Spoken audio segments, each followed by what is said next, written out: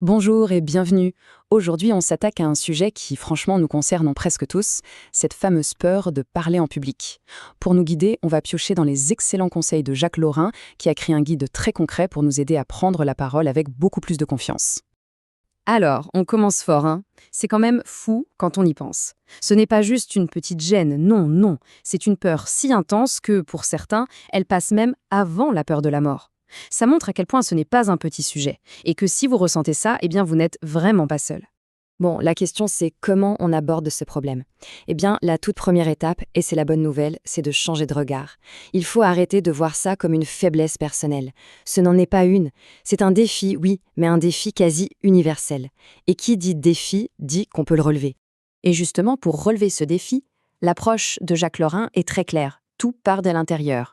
Avant même de penser à l'estrade, au micro ou au public, le vrai travail, il commence par un petit voyage à l'intérieur de soi. C'est là qu'on va construire des fondations solides. Et voilà, tout est dit. C'est le principe fondamental de sa méthode. C'est une phrase toute simple, mais elle est d'une puissance incroyable. La confiance qu'on va dégager face à un public, ce n'est finalement que le miroir de la confiance qu'on a en soi. C'est le socle. Si le socle est stable, tout le reste tient debout. Ok, c'est bien joli, mais en pratique, on fait comment ? L'auteur nous propose un exercice très concret en 3 étapes. D'abord, on prend un papier et on liste le plus honnêtement possible ses qualités et ses défauts. Ensuite, étape cruciale, on met cette liste de côté, on l'oublie pendant 1 semaine. Et enfin, on la ressort pour en discuter avec quelqu'un en qui on a vraiment confiance. C'est une façon de se voir plus clairement, sans se juger, mais avec bienveillance. Une fois que cette base est un peu plus solide, on peut commencer à s'équiper, à construire sa boîte à outils. Pour ça, l'auteur insiste sur 3 verbes, 3 actions clés. Lire, eh oui, pour nourrir son cerveau et avoir des choses intéressantes à dire.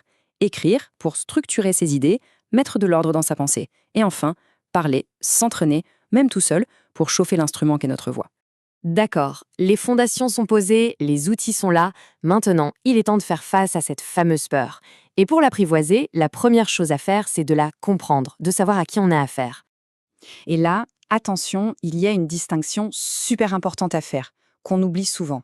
Ce n'est pas la même chose d'être timide et d'avoir le trac. La timidité, c'est une peur des autres, une gêne sociale. Le trac, lui, c'est différent. C'est la peur de ne pas être à la hauteur, l'angoisse de la performance. D'où la formule géniale, le mal des professionnels. Et c'est là que tout bascule. Si on voit le trac comme ça, ce n'est plus un ennemi à éliminer, mais une énergie à canaliser. Un allié même. En fait, le trac, c'est un stimulant. Si vous avez le trac, c'est tout simplement la preuve que vous avez envie de bien faire, que ce que vous faites est important pour vous. C'est un signe d'engagement, pas de faiblesse. Et pour bien enfoncer le clou, écoutez ce que disait l'immense comédienne Sarah Bernard. Le trac, cela vient avec le talent. C'est incroyable, non ? Ça veut dire que même les plus grands, les plus expérimentés le ressentent. C'est presque un gage de qualité. Bon, et ce fameux trac, ça se manifeste comment ? Ah, on connaît la chanson, n'est-ce pas ? Le cœur qui s'emballe, la boule à l'estomac, les mains moites, les genoux qui tremblotent, la gorge toute sèche. Si cette liste vous dit quelque chose, rassurez-vous, ce sont des réactions physiques absolument normales.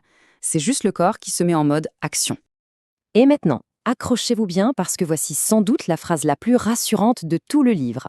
Pendant qu'à l'intérieur, on a l'impression de vivre un ouragan de catégorie 5, l'auteur nous dit que de l'extérieur, rien ne paraît. Ou alors, si peu. Le public ne voit même pas 10% de ce qu'on ressent. C'est une information capitale pour dédramatiser. Bien. Maintenant qu'on comprend mieux nos peurs et qu'on sait relativiser, on peut passer à la technique pure. Il est temps de travailler notre instrument principal, celui de l'orateur, notre voix. C'est un travail concret qui donne des résultats et qui renforce la confiance. L'auteur résume ça en 3 piliers. Le premier, le débit. Il faut parler assez lentement pour que les gens aient le temps de comprendre et d'assimiler. Deuxième pilier, la respiration. On oublie la petite respiration stressée du haut du corps, on respire par le ventre. Ça donne de la puissance à la voix et en plus, ça calme. Et enfin, l'intonation. C'est la musique des mots. Il faut la faire varier pour ne pas être monotone. Mais au-delà de toute la technique du monde, il y a un ingrédient magique qui change tout. La passion. C'est ça qui va donner sa couleur unique à votre voix. Si vous êtes vraiment animé par votre sujet, ça s'entendra. C'est absolument irrésistible et contagieux pour ceux qui vous écoutent. On arrive à la dernière ligne droite, et peut-être la plus importante. Comment on met tout ça en pratique ? Comment on s'entraîne ? Et pour ça, l'auteur a trouvé une métaphore que je trouve personnellement géniale pour que ça fasse moins peur. Et la voilà, cette métaphore, le jogging de l'expression orale. Personne ne se lève un matin en se disant « Tiens, je vais courir un marathon ». Non, on commence par un petit jogging. Pour la prise de parole, c'est exactement pareil. Ce n'est pas un don, c'est un muscle. Et il faut l'entraîner régulièrement, par petites touches, sans chercher la performance à chaque fois.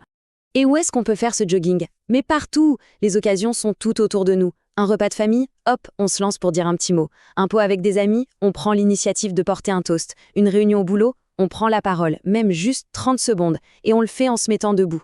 Chaque petite prise de parole, c'est une séance d'entraînement qui compte. Et tout ça, ça nous amène à la question finale. Après avoir vu tout ce cheminement, de la connaissance de soi à cette idée de pratique régulière, quelle pourrait être la toute première, la plus petite occasion de commencer ce fameux jogging? C'est ce premier pas, aussi modeste soit-il, qui lance toute l'aventure.